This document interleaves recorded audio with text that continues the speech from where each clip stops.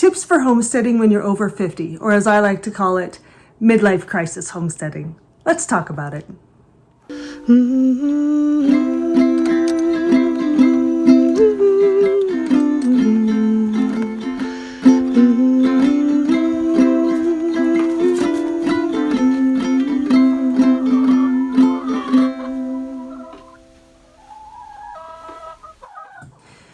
So let's talk about the tips for homesteading when you're over 50. So as we're 50, we are in our midlife, and some people may think this is a midlife crisis that we're going through, but no, this is really just a dream that we've always had. I grew up on a cattle and horse ranch, and my husband grew up on a farm. And for us, it was always the dream that we would be able to live in the country. Well, it took us until we were about 50 to finally be able to reach that goal. So here we are. And some of the things I want to talk about are unique to that stage in our lives. So let's get started. First of all, plan ahead. We are in our 50s. In 20 or 30 years, we're going to be in our 70s and 80s, and we're just not going to have as much energy to do the things that we want. So we knew for us, it was best for us to go smaller. We needed a small place that wouldn't require a whole lot of work as we got older. Another thing to consider is to convert a big lawn into a food production area, perhaps. Or maybe some people love to mow the lawn. If that's you, go for it. But for me, I'd prefer to have that into food because we are in a small place. We don't have the luxury of having acres and acres that we can grow our food on. So for us, if you have a large lawn area, you could convert that to raising sheep so they can mow the lawn for you, or perhaps raising rabbits, or use that area as a garden area instead. Another thing is to get help, or to have a community of people around you who can help you. This is really important when you get injured, or my husband had a surgery a little while back, and I have plantar fasciitis right now, so neither of us are 100% physically.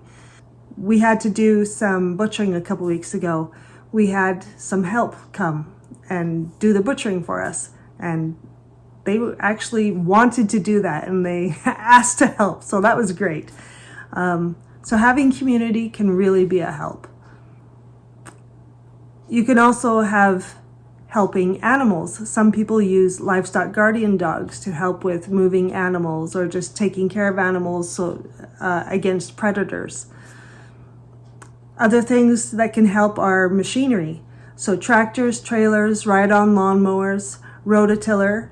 For me in the house, it's a bread mixer or an automatic bread maker would be a good thing. We have an electric meat grinder. We also have a hand grinder in case you need it, but it's so much easier to do an electric one. Crock pots and sun oven and an Instant Pot. These are tools that really help me be able to get all the work done that I need to do, or maybe multitask so I can get everything done. I also use easy methods of doing things. So sometimes instead of using a bread mixer, I'll do no-knead artisan bread. That type that uses a larger amount of water, so you don't need to knead it, but the hydration and time does the gluten development for you. This is a fun one. Lower expectations. I have learned through many years of trial and error that I need to lower my expectations because I'm somewhat of a perfectionist, and I have ideals and things that I want to do, everything that I want to do, and it's just not feasible. I have to lower those expectations. For me, I don't need a manicured lawn, although that is something that my husband appreciates, but for me, I'm fine with more wild spaces. Moving on. Choose easy livestock. Fencing is one of those areas where livestock makes a difference. So fencing, sheep are easier on fencing than goats. You also have to think about maintenance. So some animals need to have their hooves cared for, horns taken off. Another thing to be aware of is that goats and sheep get their horns stuck in the fencing, and so that takes a lot of maintenance just getting them unstuck from the fencing. So if that's not something you're into, the horns have to be taken off, or you get different fencing, or you change the livestock. Castration, clipping wings, clipping tails on sheep, clipping tusks in pigs, and removing manure. These are all tasks that have to be done throughout the year, and some of them you may be fine with, and some of them you don't want to tackle at all just because it's too much work, and that is perfectly fine. Butchering. Some animals are easier to butcher than others. So rabbits are easier than meat chickens, and quail are easier than chickens. So the rabbits are easier because the skin comes right off and it's quick. Whereas chickens, you have to pluck them and then scrub them, and of course taking all the entrails out, all that stuff. I just find that rabbits are easier than chickens. Another thing that may be easier would be quail is easier than chickens because they also don't get plucked. They just take the skin right off. And of course, it's just using snippers to cut the head off. And sheep and goats are a lot easier than a cow or a steer because it's so much smaller, easier to deal with. Feeding. Small animals are easier to feed than cattle or full-size pigs. And then another thing to think about is the minimum livestock numbers. Because if you have a small number of animals, obviously it's easier to take care of them and feed them than a large number of animals. So when you're looking at that, what kind of livestock do you want? Do you want dual purpose livestock where you can have meat and milk, or meat and eggs, or meat and milk and manure? Because manure is a product as well. And fiber or hides is another product too. So that's one way of approaching that situation, to have the minimum number of livestock that you need to produce for yourself. Or you could go with single purpose livestock that are specialized, so you need less of them to accomplish that food goal. So for instance, for chickens, having only egg layers or only meat chickens. For milk, having specialized animals for milk and meat and manure. So for manure, it would probably be rabbits. That's the best manure to have on the homestead, because it's cold manure, just meaning that it doesn't burn your plants. It can go straight onto your garden and you don't have to worry about it hurting your plants. For us, we did try dual purpose chickens and we weren't really pleased with them. So we switched over, and now we have hybrid egg layers, and just love that because you can have a small number of chickens and they will produce more eggs than what the dual purpose ones did. For meat and milk, we have goats, which I really like, and it provides the amount of meat and milk that we need. We don't need a cow, even though I would love to have cream. That's not something that I want because it's, having grown up on a cattle ranch, I have no desire to be run over, kicked, or stomped on by a cow. No desire. Fencing is an area to consider. So there's two ways to go with this. Either get really good permanent fencing that you don't have to continue working on, or go with something lightweight and movable.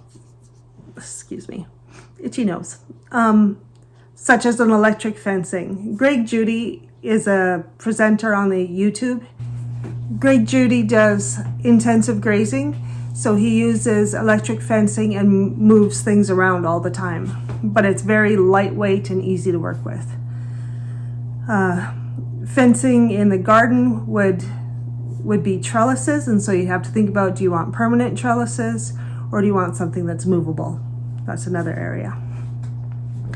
One thing to think about is foraging instead of growing for yourself, because foraging requires less inputs from you. It's already growing, it's doing its thing, you just have to go and collect it. So That could be nuts for protein. In my area, we may be able to find sometimes hazelnuts, but it's pretty hard. There's not nuts in my area. You may have walnuts or butternuts or pecans, different things like that. Fruits, in my area, it's Saskatoons. That's what I can find easily.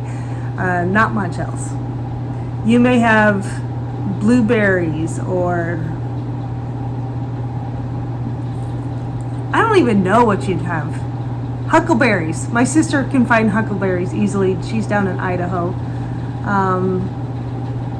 Plums, blackberries. Those are ones that are pretty common around different places. But again, it just depends on where you are.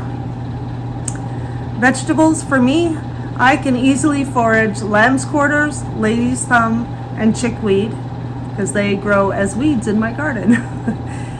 You may have fiddlehead ferns, asparagus, wild onions, or garlic. It just depends on where you are. Herbs, for me, I can easily gather fireweed, goldenrod, wild raspberry leaves, wild rose, willow, horsetail, plantain, stinging nettle, red clover, alfalfa, dandelion, spruce, pineapple weed, and false Solomon seal and sunflower. Those are what grow around me or on our few acres that we have. You may decide to hunt instead of growing meat animals, because again, you're not putting all those inputs on, you're not taking care of them, you're just going out in the fall and doing that hunting. Usually fall, could be different times of the year. But there is a risk in that perhaps you may not find any meat. Last year, my husband went out hunting and wasn't able to get anything. And he went several weekends and just the animals were not moving, they weren't doing much. So it really just depends. Another thing to think about would be doing permaculture food forests, so that you could grow more food in a small area with less hands-on cultivation. Because once you get those food forests established, they pretty much take care of themselves. You could choose easy varieties of food to grow, harvest, and preserve. For me, that means a trellised pole bean, so I don't have to bend over and pick little things off the ground. But if I had raised beds, which we're hoping to get to, because I really do want raised beds again, bush beans would be better in that scenario if you have a raised bed that's up to here and you can just pick. Raspberries versus grapes. In my area, raspberries can grow, grapes will maybe grow, and if they do, you'll get a very small harvest. So it's just more efficient in my time and energy to grow raspberries than grapes. Think about growing perennials versus annuals, because again, you put them in once and you take care of them and they will continue to produce for years and years, whereas an annual, you have to put in that work over and over every year.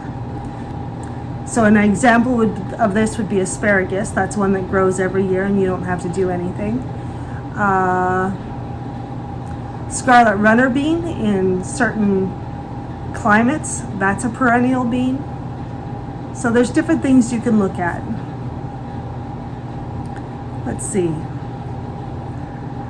Less processing versus more processing. This one, an example would be using a snap or edible potted bean versus a shelling pea. Snap or edible potted pea versus a shelling pea. Because a shelling pea, you have to sit and get all the shells off in order to eat those peas. Whereas a snap pea, it can just go straight in your mouth. You don't have to do anything. That's kind of what I like. Okay, and rabbits for meat versus chickens for meat. Again, like I said before, rabbits are just easier to process because you take the skin off and gut them, and that's pretty much all you have to do. Whereas chickens, you have to butcher and then pluck the feathers off and take the innards out. There's just a lot to do. Oh, you have to scrub the skin. I don't know if I said that, but yeah. Choose easy methods of growing or caring for your animals and plants. So deep mulch method is one method that may work for you. And that could work for rabbits or poultry or even goats in their areas. Or you may choose to clean out your areas more often. Then you have smaller amounts to do at once. You may choose to garden, to mulch your garden. That reduces the amount of weeding you have to do. That's one that I really want to get to. I had a mulched raised bed garden when we lived in the city, and it was fabulous. I really want to do that here, but our garden is so large here that it's a little bit prohibitive. Raised beds is an easier method than rototilling a flatbed garden, in-ground garden. And permanent watering systems so that you don't have to move water all the time. That would be energy saving, not energy as in electricity, but my energy that I would have to input into that. Choose easy methods of preservation. This could be dehydration by either just using an air dryer or dehydrator. So for some things, I just put stuff on metal mesh shelves or wire shelves and let the air do the job. But mostly I use a dehydrator. I also use a freeze dryer. Some people choose to do canning, water bath canning or pressure canning. Freezing is pretty easy. Fermenting, so you could do vegetables, fruit, and dairy. All those could be fermented. You could even ferment some types of meat, but not my thing. Hanging meat is a very simple preservation method. As long as there's good enough airflow and protected from dust and insects and stuff like that, it can work well through cool months. And then there's smoking, salting, and curing meat. Think about things that people did 1,000 years ago or 100 years ago, and that'll give you a good idea of methods that are easy and doable. Specialize instead of trying to do everything. So choose a few things to focus on and do well, and then when you have extra from that, you can buy or barter or trade for other necessities. It can be really easy to try and do so much, to do everything that you think you need, and just get overwhelmed.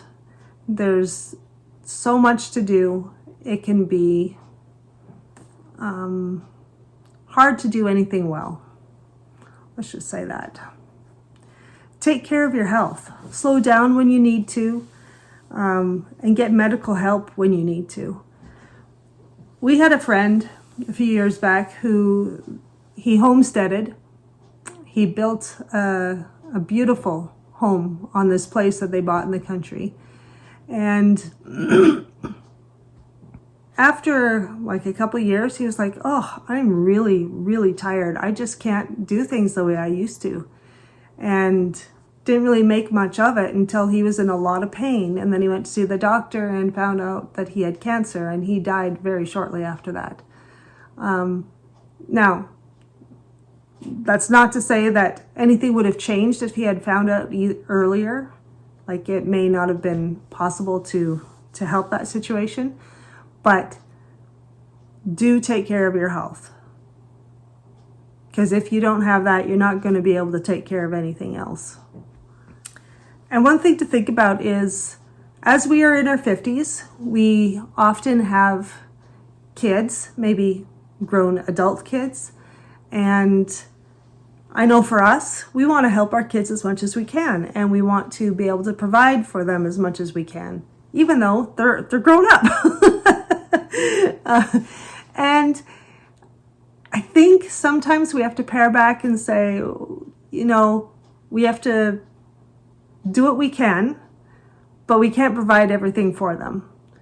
So even though we'd like to provide them with meat and eggs and milk and cheese and everything, it's not possible. Like, they have to provide for themselves, or else they have to come and help, because we can't do everything for everyone. Yeah. Love you, kids. Love you.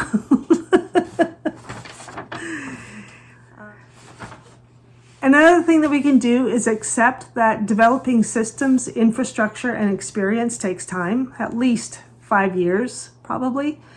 I know we've been here for 2.5 years, and we still don't have everything that we need. And we started out with a little bit of infrastructure, but nothing much really. And we're working on it. We're building every year, and we're putting more time and effort and money into building the systems up that we need. It'll probably take a few more years. So just give yourself some breathing space to do that. And lastly, take time to enjoy the tranquility, the nature. That's why we're out here, because we love the country. So take time to enjoy it and laugh. There's so much to do, and we get so tired. Got to remember to laugh and be happy and enjoy your family, enjoy the animals, the things that we do. Because it can sometimes feel like a midlife crisis when we're doing this. So, I hope that helps. Shoot me a comment. Like, comment, subscribe, comment below. Let me know what you think I missed. Maybe you have some other ideas of what's important to think about when you're homesteading over 50 or homesteading during a midlife crisis. All right, we will talk to you later. Have a great day and see you next time.